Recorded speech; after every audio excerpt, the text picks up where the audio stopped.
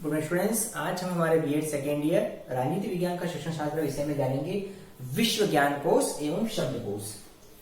विश्व ज्ञान कोश या शब्दकोश क्या होता है? सबसे पहले इसको समझने से पूर्व हम जान लेंगे कि बच्चों के लिए नॉलेज ज्ञान बहुत ही महत्वपूर्ण होता है। बच्चों को जहां जैसे नॉलेज मिलता है पाठ्य पुस्तक के अलावा, तो उसको उस नॉलेज को प्राप्त करना चाहिए। जैसे कि समाचार पत्र हमने जाने, पत्र पत्रिका जानी, पुस्तकालय संसाधन जाने, इनके माध्यम से बच्चे अपने नॉलेज को बेहतर और प्रभावी बना सकते हैं। उसी का एक अहम हिस्सा हम जान लेते हैं विश्व ज्ञान कोश और शब्दकोश, जिसके अंतर्गत विश्व की ऐसी पुस्तकें होती है जिसमें विश्व का संपूर्ण नॉलेज जो जरूरी होता है, विश्व ज्ञान, वो वहां पर उपलब्ध हो जाता है। इस विश्व ज्ञान कोश के माध्यम से बालक अपने क्षेत्र तक सीमित नहीं रहता और विस्तृत रूप से ज्ञान को प्राप्त करता है। इस विश्व ज्ञान को समझने से पहले हम जान लेते हैं, ये 3 शब्दों का योग है। 3 शब्दों से बना है क्या?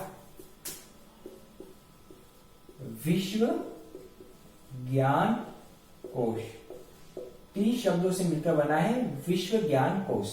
तो इसको हम कुछ इस तरह से जानेंगे, ठीक है। 3 शब्द कौन से हैं? सबसे पहला है विश्व ज्ञान कोश। विश्व ज्ञान कोश, तो ये 3 शब्दों से मिलकर बना। विश्व का मतलब संसार होता है, ज्ञान हम नॉलेज ज्ञान होता है, कोश यानी भंडार, यानी इसका मतलब होता है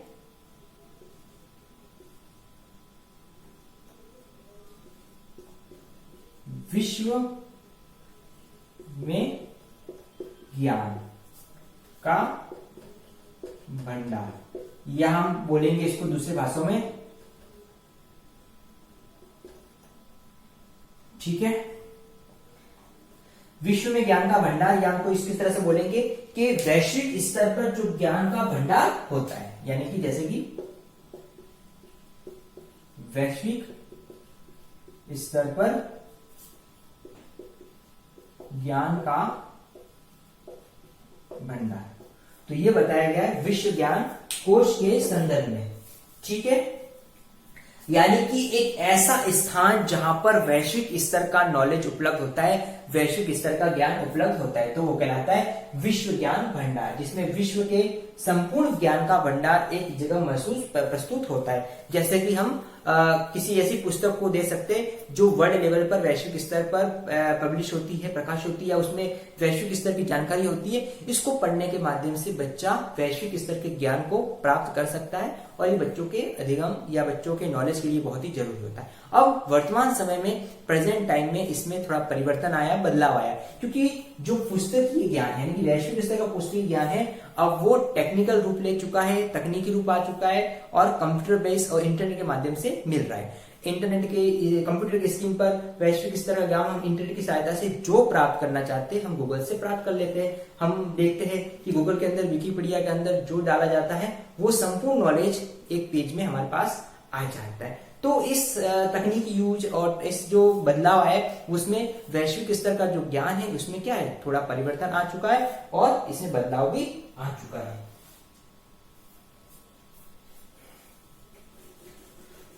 तो ये हमने इसका अर्थ को जाना कि विश्व ज्ञान कोश क्या होता है। अब इसको कंटिन्यू करते हुए हम आगे जानते हैं,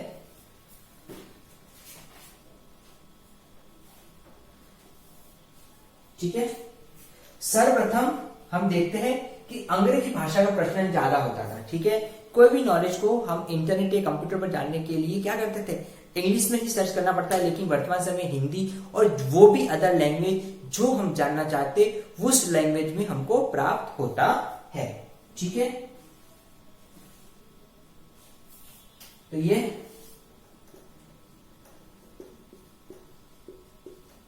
शिक्षण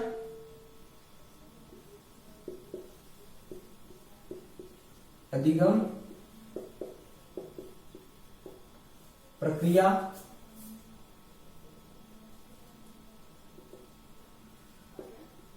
में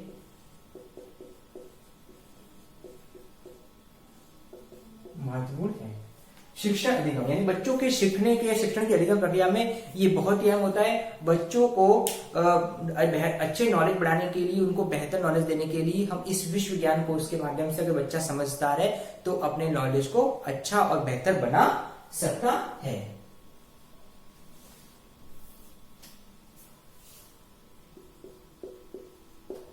शिक्षक इसके प्रयोग से अपने छात्रों को बेहतर ज्ञान प्रदान कर सकते हैं। टीचर के लिए बहुत इंपॉर्टेंट है। टीचर भी अगर इस विश्व ज्ञान कोर्स का सहारा ले रहे तो वह इसको समझ करके, जान करके खुद इसको अच्छे से समझेगा तो बच्चों को बेहतर शिक्षण प्रदान कर सकता है और बच्चों को भी ये नॉलेज जानने के लिए और बताने के लिए वो क्या कर सकता है, बच्चों को मोटिवेट कर सकता है कि वो इसका सहारा किस तरीके से ले सकते हैं। तो इसका प्रयोग बच्चों की दृष्टि से और अध्यापक दोनों की दृष्टि से काफी महत्वपूर्ण होता है। तो इस तरह से हम जानेंगे शब्दकोश के माध्यम से विभिन्न शब्दों के बारे में, शब्दकोश के माध्यम से शब्दों के बारे में व्यापक जानकारी प्राप्त की जा सकती है। ये जो शब्दकोश है, अगर इस शब्दकोश का सहारा लिया जाए, इसका उपयोग किया जाए तो इस शब्दकोश के माध्यम से विभिन्न शब्दों के बारे में व्यापक स्तर पर, एक बड़े स्तर पर जानकारी प्राप्त की जा सकती है। इस तरीके से हमने ये समझा कि जो विश्व ज्ञान कोश या शब्दकोश होता है तो एक विस्तृत और व्यापक तौर पर नॉलेज और ज्ञान प्रदान करने के लिए बहुत ही अहम है और इसके प्रयोग के माध्यम से हम ये कह सकते हैं कि किस तरीके से बेहतर शिक्षण, बेहतर अधिगम और बच्चों के बेहतर ज्ञान प्रदान करने के लिए इसका प्रयोग, इसका सहारा लिया जा सकता है और ये बहुत अहम भूमिका रोल करता है। इसलिए शिक्षक और बालक दोनों को इस बात को समझना होगा।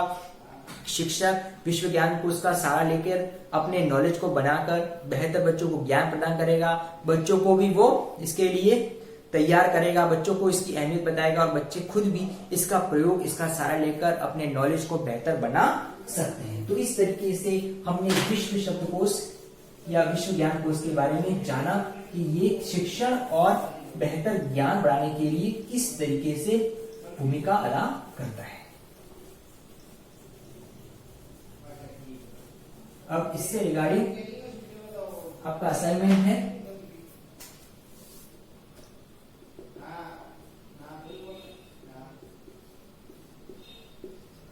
विश्व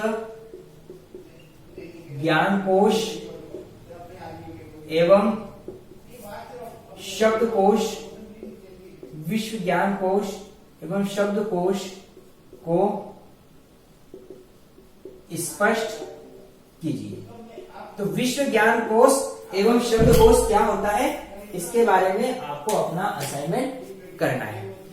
तो स्टूडेंट्स, इस कोविड टाइम में सिचुएशन को समझते हुए हमको घर रहना, सुरक्षित रहना है, अपने स्वास्थ्य का ध्यान रखना है और घर पर रहकर ही बीमारी से हमको लड़ना है। साथ ही साथ वैक्सीनेशन स्टार्ट हो गया है तो हमको समय और हमको जल्दी से जल्दी अपने आप को वैक्सीन जरूर लगानी है ताकि हम इस बीमारी को जल्दी हम हमारे देश और इस दुनिया से जल्दी से इसको हटा सके, ताकि हम एक वापिस से जैसे पहली वाली लाइफ में आ सके। इसके लिए जरूरी है हम अभी अपने आप को सतर्क रखें, सावधान रखें और अपने आस पड़ोस में भी जागरूकता चलाए कि वो अनावश्यक नियमों का उल्लंघन नहीं करे और सरकार नियमों का कड़ी से पालन करे। Thank you.